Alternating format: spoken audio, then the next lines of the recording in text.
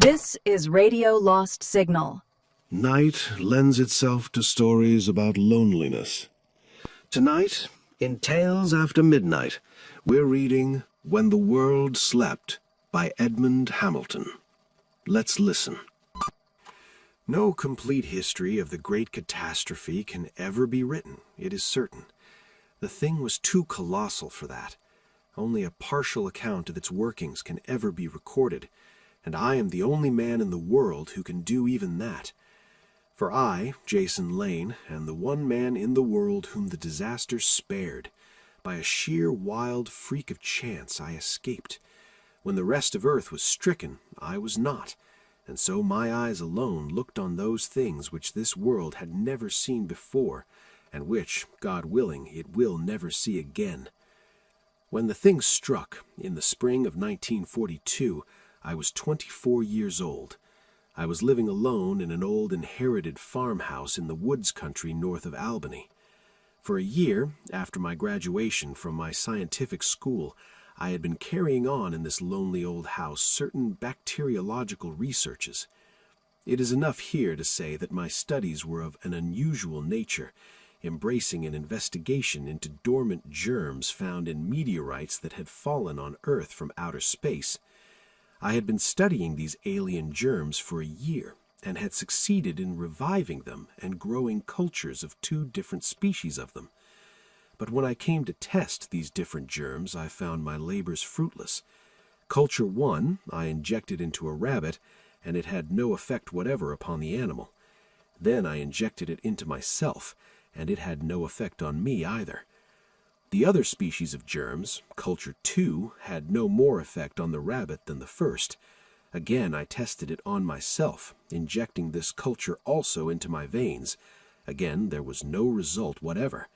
In black anger at my failure, I flung the tube of culture 2 out into the yard, smashing it against a tree, and then brooded during the next few weeks upon my failure. If I only had had any suspicion during those weeks of the doom that was slowly spreading over the earth, unknown to me. But how was I to know what was going on in the outside world? I lived alone, had no relatives or close friends to visit me, and the nearest house was several miles away. I did notice vaguely during those brooding weeks that the woods around my old house had become unusually silent. There did not seem to be any whistling or piping of birds, nor hum of insects or stir of small animals. Also, I noticed that under the trees near my house lay quite a number of birds and large insects dead, as I thought then. But in my black and bitter moodiness, I was not sufficiently interested to examine them closer. Several weeks had passed before I awoke suddenly to the fact that I was almost out of canned goods and other food supplies. A storekeeper in the nearest village had had an agreement with me to deliver supplies to me every fortnight, but he had missed coming the last 2 times. It was necessary, therefore, that I drive to the village myself for the supplies. So, on a sunny May morning, I got into my little car and started along the rough dirt road through the woods. I little realized that I was beginning such an odyssey of epic horror as no man had ever gone forth upon before. As I drove through the sun-dappled woods, I noticed that along the road, as around my house, lay more birds apparently dead. Blue jays, grackles, robins, flickers. There were scores of them, and nowhere in the woods stirred one living bird. This aroused my interest despite my brooding moodiness. I stopped the car and got out to look at the dead birds, but when I picked one up, I discovered that it was not dead. Its little feathered body was slightly warm, its heart and lungs were operating very slowly, and it seemed wrapped in weird, suspended animation. I tried to revive it, but could not break its strange sleep. I soon discovered that all the other birds were wrapped in the same unexplainable slumber, and noticed a chipmunk and a field mouse that were also sleeping. Butterflies and dragonflies were sleeping too, with closed wings. Even ants lay unmoving by their hills. What on earth can have happened? I asked myself, bewildered. It must be some contagious form of suspended animation. As I got back into my car and drove on, I wondered how great an area the thing was affecting. The hush of unwonted stillness in the woods was depressing. No piping and whistling of birds, no buzzing of insects, no barking of distant dogs, only utter and unnerving silence. I saw a sleeping red fox along the road, evidence that larger animals too had succumbed to the contagion of sleep. I was glad when I emerged from the woods into the open farm country north of Horton village. A muddy automobile was parked along the road a little ahead. I pulled up behind it, for I wanted to ask its occupants how far this sleep zone of animal life extended. 2 men were sitting in the car, an elderly, red-faced farmer and a gangling youth in overalls. I stuck my head into the car and asked them, "Have you noticed that all the birds and animals are asleep?" The men did not answer or turn toward me, and a strange chill ran through me like a cold breath from the unknown. I shouted to them, my voice high and shrill now, "Have you noticed that everything is asleep?" Still they did not move, and I saw now that their eyes were closed. They also were asleep. I must have stared frozenly at them for minutes. Then I shook them, shouted at them, yelled at the top of my voice. It was all useless. Nothing could awaken them. They had been stricken by the sleep contagion exactly like the animals and birds. They were still living, but their vital functions were incredibly slowed, held in suspended animation. My mind was a churning horror as I got back into my car and drove on. Soon I came to other motionless cars along the road, but the people in them were all sleeping too. Some of the cars had run into fences, indicating that the sleep had come quite suddenly.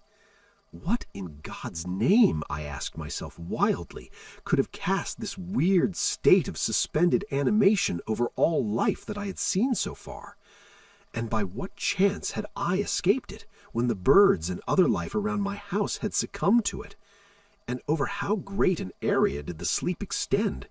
Surely, I told myself, it could not reach far. Surely not as far as Horton.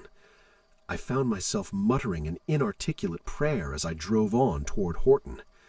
But as I entered the village, I uttered a groan of despair, for no life moved in its neat streets.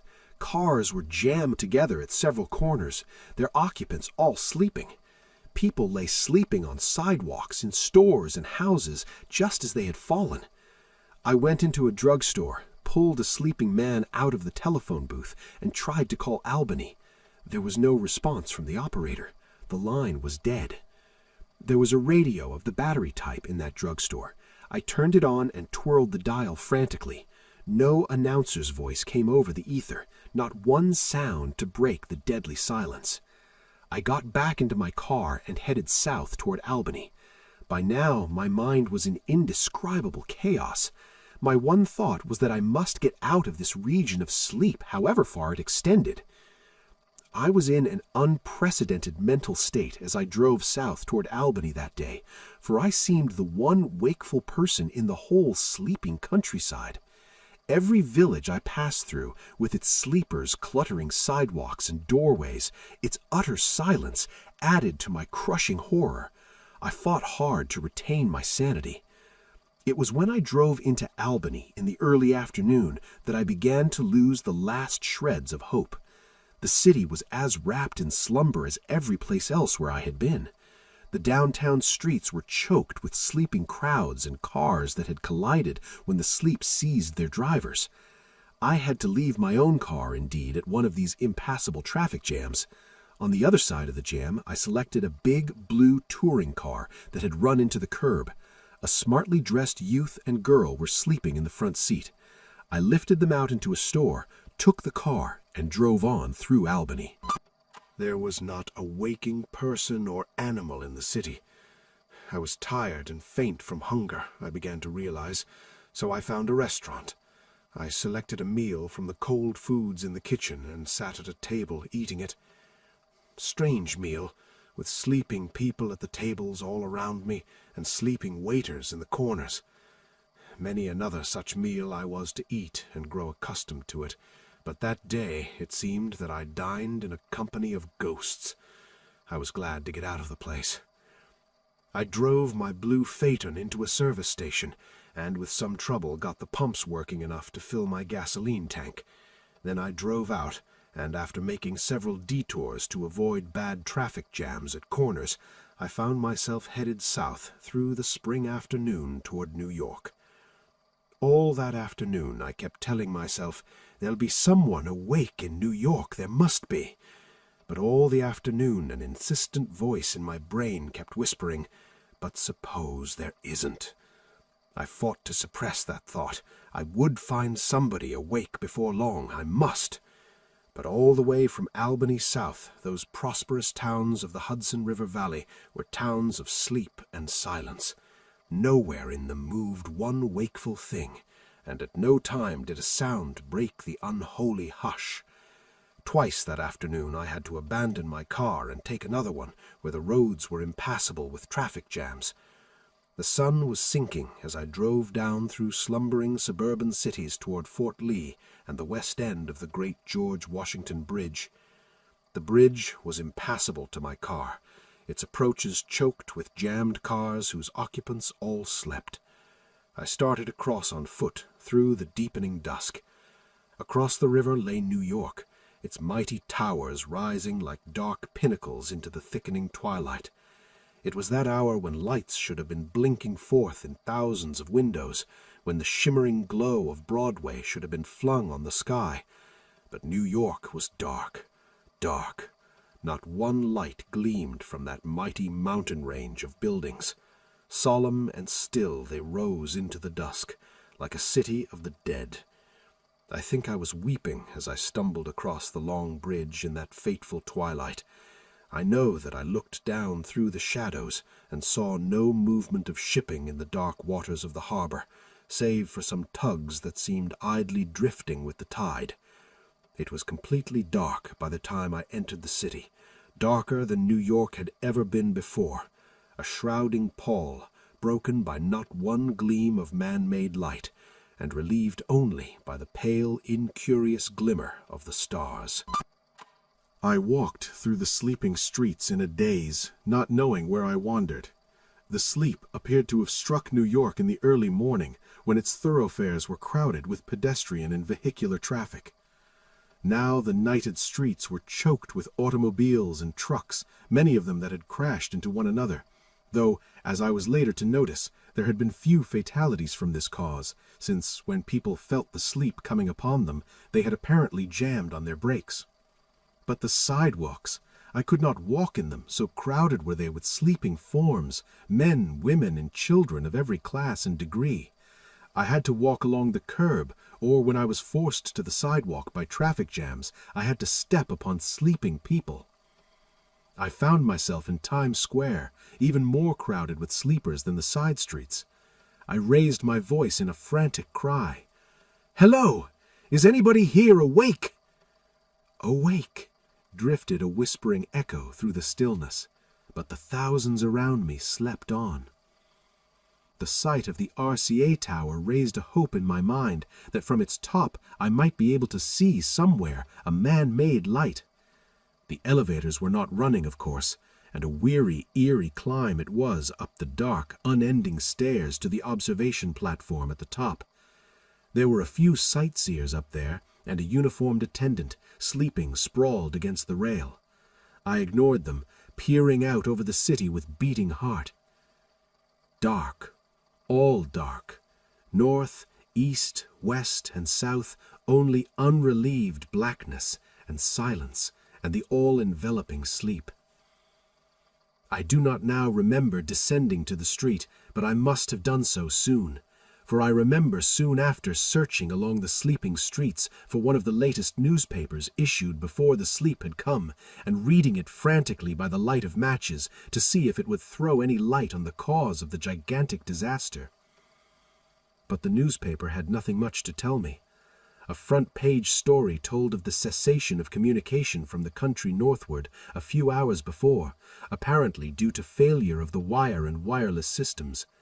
There was no intimation that the same silence and sleep were shortly to seize New York, and so people went about their business as usual until unexpectedly the sleep came. That, I was to find later, was the common experience. The sleep had not spread so very swiftly, yet everywhere when it did come, it had come without warning, for from the regions it had already seized could come no warning, but only puzzling silence. I remember, after I had read that newspaper, of roaming frenziedly through the slumbering metropolis for hours before dawn, hallooing wild and unanswered calls, sobbing and cursing. When the eastern sky turned gray, I was staggering drunkenly on Park Avenue, tripping over the sleepers on the sidewalks, my mind cracking. I saw the distant towers of the Waldorf Astoria against the chill dawn, and I stumbled thither, found an empty bedroom, and slept. Very strange I must have seen had there been anyone to see me, sprawled sleeping in that luxurious room, while all around me the mighty city slept too in slumber it would not wake from. It was afternoon again when I awoke. I lay, dully turning the thing over and over in my mind. I told myself, Jason Lane, even though you are the only wakeful man in this city, you must not give way to horror. You must search for some way to revive the others. So I went out with a faint spark of hope in my heart. First, I went to a great medical center, where I found a fine laboratory, cleared the sleeping scientists out of it, and started investigation. All that day and night and the next day I toiled madly, experimenting on sleeping men and women, trying to awaken them. I tried every sort of drugs, electric and X-ray stimuli, chemicals, and all without result. They slept calmly on until I gave up in despair. Now the awful nature of my position was clearer and clearer in my mind. I could not wake the others. They would sleep on and on, unendingly, a terrible doom that my hand had released on them. Yes, unendingly. I had thought at first that all these sleeping people must soon die, since they would be attacked, as I thought, by various bacterial diseases that would destroy their bodies. But my investigations had now disclosed to me that even the ordinary bacteria of Earth were also wrapped in strange suspended animation, also asleep. The sleeping people would sleep on, but would not die, for not even disease germs were left awake to harm them. I left the medical center in the afternoon of the second day, exhausted, hopeless, brain and soul numbed. I wandered with wild aimlessness through Manhattan's slumbering streets until I finally sank, weak and exhausted, on a bench in Central Park near the Fifth Avenue side. I stared through the sunlit silence at the tall apartment towers on the avenue. Dully, I told myself that I must leave New York, that not here would I find anyone awake, but that somewhere else might be someone who had escaped the sleep.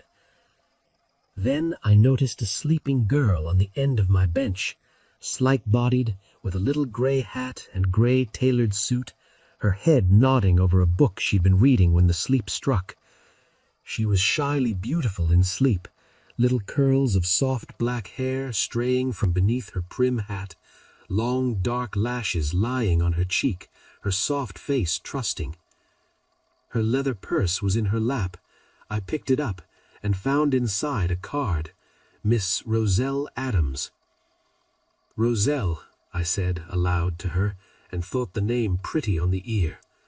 Well, Roselle, I am Jason Lane, and I wish I had met you before this happened, for you look like my kind of girl. I found a little relief from the black weight of horror in talking aloud to someone, even to this sleeping girl. What I'm going to do if I find all Earth is sleeping, I don't know, Roselle. Go mad, I suppose. I can't believe I can live long in this slumbering world and keep my sanity. So I talked to her, voicing my wild, despairing thoughts until the hushed afternoon waned into the solemn, silent dusk. I got up then and started toward the avenue, but something made me turn and look back at the girl, and she sat slumbering so trustfully, head nodding so childishly, that I came back to her. I told her, "Since you're the one person in this sleeping city I know, I'll take you with me, Roselle. God knows it's better to have a sleeping comrade in all this loneliness than no comrade at all." So I picked her up, soft and faintly warm, and her head lay so confidently in my arm that I was moved to bend and kiss her fragrant lips with a wild hope she would awaken, but she did not. I found it awkward to carry her, though, as I moved through the twilit slumbering city, and a sudden idea made me go into a hospital and return with a wheelchair. I put her in the chair, she sitting up in dainty sleeping dignity, and wheeled her thus. I slept that night in a great midtown hotel, giving Roselle the room next to mine and covering her carefully, for already she was somehow dear to me and a small comfort in my ghastly loneliness. And next morning, when I had my breakfast in the imposing hotel dining room, a meal I cooked myself on a small wood fire I kindled out in the kitchen, it pleased me to have Roselle sitting opposite me at the table, calm in the chair where I had put her. It was my humor to talk to her in a confidential undertone, making remarks about the other sleeping diners in the room. "Don't look now, Roselle," I told her, "but I think the gentleman at the next table is flirting with you. He certainly has been staring steadily at you for the last 5 minutes. And do you see that lady at the corner table, Roselle? Her companion looks more like a gigolo to me than a husband." This remark touched off my unsteady mind into a loud guffaw of laughter, but when the echoes of my laughter died away, nobody in the room had stirred, and it was all so silent. I sprang to my feet, all that agony of horror strong in my soul again at once. "There must be people awake somewhere," I cried, tortured. "I've got to find them. I've got to." The first thing I saw as we landed in the harbor was a rusty freight ship with a sleeper sprawled on its bridge. "So Africa sleeps too," I said with dull calm. "Well, there is still Europe." And then I told myself, "You lie to yourself, Jason Lane. You know that Europe will be sleeping too." So it proved indeed when I went northward in the plane, stopping at slumbering Lisbon for fuel, and then on north to England. I spent a hot July week in London, wandering through that sprawling place, wheeling Roselle, for I would not now part with her a moment. There was not a wakeful soul in it. I remember one afternoon, when, weary of strolling through the vast silence of the metropolis, I was struck with a white-hot thought that sent me quivering. What about submarines? In them alone men might have escaped the sleep-plague germs that diffused through the atmosphere. A submarine that chanced to be submerged when the sleep came would have escaped it, surely. So much did that wild hope possess my brain that I took Roselle post-haste to our plane and flew in haste toward the submarine bases at Portsmouth and Harwich. But before ever I reached them, my hope had died. For as my brain calmed, I saw that even had a submarine been below water when the sleep came, as soon as it rose above the surface and opened its hatches, the omnipresent germs of the plague would strike down its men. So I did not even stop at Portsmouth, but flew on across the Channel, and came down at Le Bourget Field outside Paris.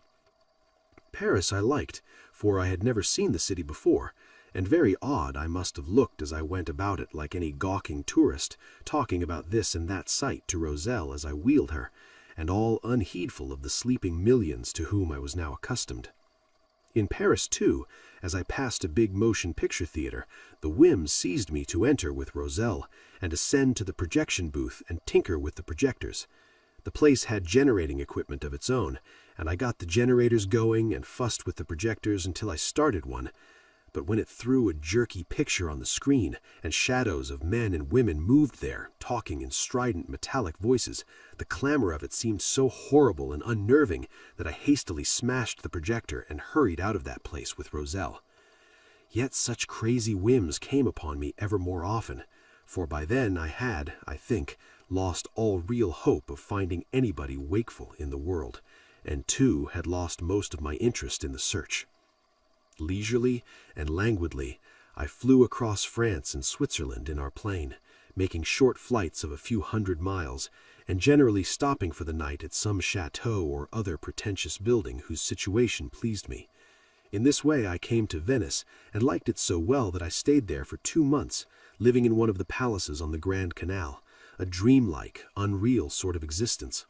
I usually spent the afternoons sitting with Roselle on a balcony overlooking the water, fancying what the place must have been like when all these sleeping thousands were awake, and talking to Roselle for long hours on trivial subjects, she demurely listening. At night, often, I would put her in a gondola and sit beside her, the gondola just drifting through the moon-silvered canals at will, bumping against other craft that had sleeping people in them, some of them lovers in twos like Roselle and myself. I got to drinking there in Venice, too much, for it was an easy way to forget my loneliness. One whole night I spent in wild drunkenness, talking wildly to Roselle, boasting to her that I, Jason Lane, was the only one on earth to escape the sleep. But when I woke in the morning, sprawled stiff in a chair with dull eyes and disheveled clothing, and saw Roselle still sitting facing me, her shy face turned toward me, shame seized me. I apologized humbly to her, saying, "You are right to feel contempt for me, Roselle, but I promise you that I will not become a thing like that again. We will continue the search. Who knows, at this very moment other wakeful people in some chance corner of earth may be wondering if they're the only waking ones in the world." It seemed to me that her shy face approved. So, all my 2 months' lethargy gone, I swiftly refueled our amphibian ship, and we soared out of Venice, south and eastward. Rome slept, and Sicily, and all the isles of the blue Mediterranean down to Egypt. And Egypt, too, lay slumbering in the sunshine. Now I have only brief and vividly unreal memories of those strange months following, in which we flew eastward across sleeping Asia. I remember an evening when we landed outside Mecca, near the Arabian coast, and how I ventured into the dark city that night, wheeling Roselle through the hordes of worshippers who lay slumbering thick around their sacred buildings. I remember, too, at Agra, in India, a night we spent at the building called the Taj Mahal, a calm dome, alabaster in the moonlight, I sitting on a marble bench with Roselle's head on my shoulder, watching and marveling. And I remember another night at Shanghai a few weeks later, when, picking my way with my companion through the slumbering crowds on the Bund, I suddenly asked myself, what if they should all awake now? And the notion threw me into such fevered fits of insane expectation that I was not myself again until I left the place and flew northwest with Roselle toward Japan. That languid idleness and disinclination to search further took me again there, so that I dwelt 2 or 3 weeks in a little temple surrounded by stunted oaks in a place called Kyoto. When I tired of the place and thought of returning to America, the dangers of that flight daunted me a little, but I finally decided to work up through the Kuril and Aleutian Islands to Alaska, and thence south through Canada. An even more dangerous flight it proved than I had expected, for I ran into terrible fogs in the Aleutians, and was near to exhausting my fuel and crashing into the sea before I located the Dutch Harbor naval base. All there was sleeping, of course. It was now spring again, but still cold in these parts, as I found when I landed for the night at the little town Sitka, and was beset by bitter storm. Sitting with Roselle in a small cabin I had taken for us, piling wood into the blazing fire, I heard the winds outside shrieking, seeming to scream my name. Jason Lane, the only man in the world who is not sleeping. Why are you not sleeping like the others, Jason Lane? They seemed to howl tauntingly. And as I listened to their mocking, and saw Roselle sleeping so sweetly beside me, and thought of all those millioned others I had seen around the round globe, all slumbering in peace, and of myself, the one tortured, restless, waking person on the drowsing globe. When I thought of these things, I leapt up in agony of spirit. "I will sleep like the others, only I will sleep in death," I said. And once that resolution was made, a calm came upon me that I had not felt in all that year. I sat, holding Roselle in my arms, telling her what I had determined to do. "We will go back to my old house in the woods, Roselle, and it is there I will take my life. And there we shall lie together through all eternity, sleeping like all these sleeping others, and the fever of this vain searching done with." So when the storm ceased, I flew south and eastward across Canada toward New York, and all my agony of spirit was gone at last, for I knew that soon I would have rest from the horror and guilt that were large in my soul. On a bright May afternoon, I landed our ship outside Albany. I got an automobile, and with Roselle in the seat beside me, drove back through the city. A year had passed since I had been there, yet still the sleepers in its streets and buildings slumbered unchanged, and all the way north to Horton Village, nothing had changed except where storm had wreaked some damage. The muddy cars on the road north of Horton still held their sleeping occupants, and in the woods the birds and animals still lay motionless and dreaming. A sweet peace was in me as I drove up to my old farmhouse, for I knew my toil and travail were over at last. I carried Roselle into the laboratory and gently laid her upon the floor, and then I took chemicals from my untouched shelves and calmly mixed the poison that would take my life. When the beaker of black liquid stood ready on the table, I turned for a last look at Roselle before I drank the draught and lay down beside her. The shy beauty of her slumbering face struck me to the heart, and as I thought of how, if it had not been for this vast catastrophe, I might have met her and she loved me as I loved her, as I thought of this, a wave of wild regret choked me. I picked up the beaker of poison and said, "It's not goodbye, Roselle. I will be here with you, beside you, always." As I raised the poison to my lips, my eyes looked out through the open door for a last sight of the sunlit woods. Then I suddenly froze. A thrill like an icy shock ran through every fiber of my being as I stared at something that lay at the foot of a tree outside the door.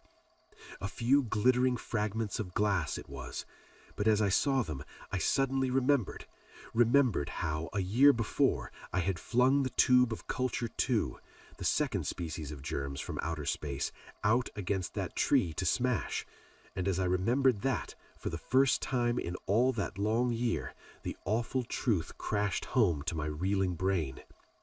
God in heaven, it was I, Jason Lane, who had loosed this plague of sleep upon the world. That tube of Culture II, those alien germs, had been germs of the weird sleeping sickness. My smashing the tube out there in my anger had released those germs on the world. They had multiplied and spread out with immense rapidity through the atmosphere. All during those weeks I had brooded here, the sleep germs had been spreading out over Earth and casting all its life into slumber. I was responsible for the most colossal disaster that had ever smitten Earth. But my horror-numbed mind still could not comprehend one thing. Why hadn't the sleep germs affected me, cast me into slumber like the rest of Earth's life? I, Jason Lane, had been nearest of all men to that smashed tube.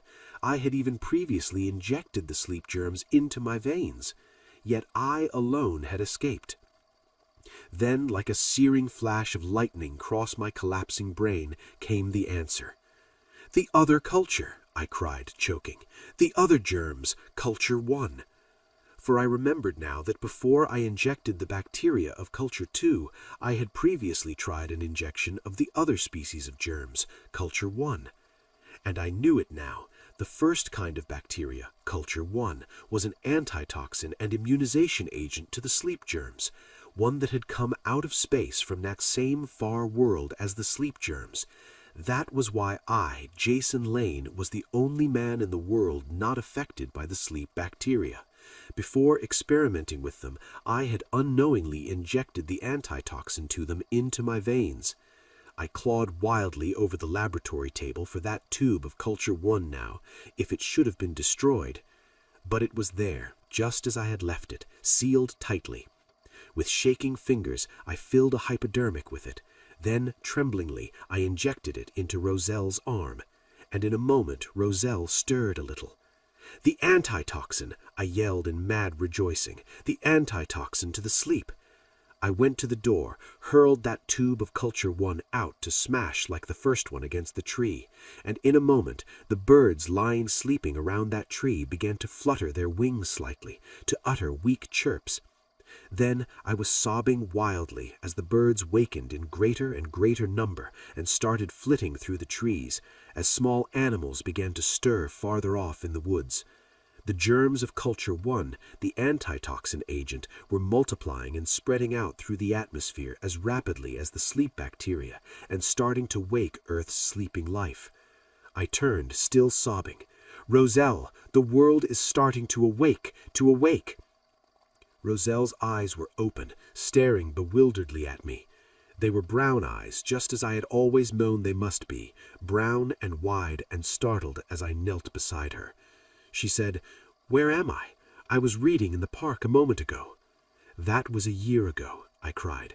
"You've been sleeping. The whole world has been sleeping since then. But thank God it's starting to awake now." "But you, who?" she exclaimed, still amazed by my tight arm around me and the frantic emotion on my face. "I'm Jason Lane, who loves you, Roselle, who loved you for a year and you sleeping." Her puzzled brown eyes looking up into mine softened, and holding her close, I knew that as I had planned, there would be for us no parting.